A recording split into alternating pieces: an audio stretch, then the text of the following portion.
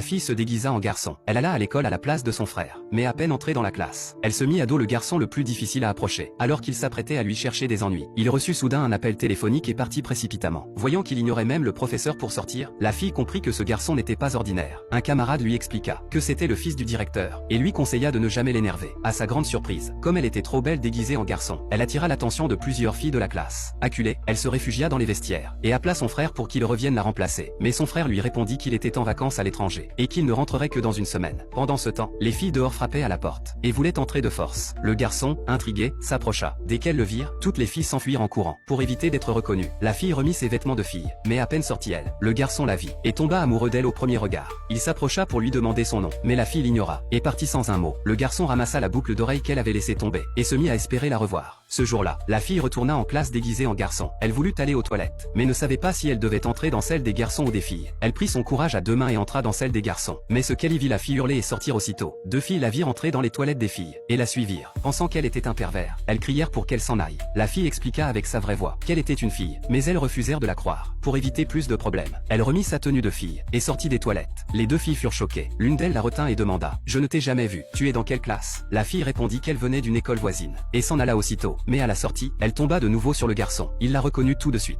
et lui tendit la main pour devenir amie. Elle refusa froidement et partit. Mais la fille jalouse la retint encore une fois, et la prévint de ne plus s'approcher de ce garçon. Fâchée, la fille fit semblant de tomber. Le garçon accourut aussitôt, la prit dans ses bras, et dit qu'il allait l'emmener à l'infirmerie. La fille jalouse cria qu'elle simulait, mais le garçon ne l'écouta pas. À l'infirmerie, il désinfecta lui-même la blessure du bras de la fille. C'est alors qu'elle réalisa qu'elle était vraiment blessée, et fut touchée par sa gentillesse. Au moment de partir, le garçon sortit un billet de cinéma, et lui dit qu'il était très difficile à obtenir, qu'il n'en restait qu'un seul. Il le lui mit dans la main avant de partir. Plus tard, la fille, de nouveau déguisée en garçon, voulut comprendre pourquoi ce film était si spécial. Elle alla donc au cinéma, mais à peine assise, elle découvrit que le garçon était assis juste à côté d'elle. Surpris, il demanda « Mais, j'avais donné ce billet à cette fille.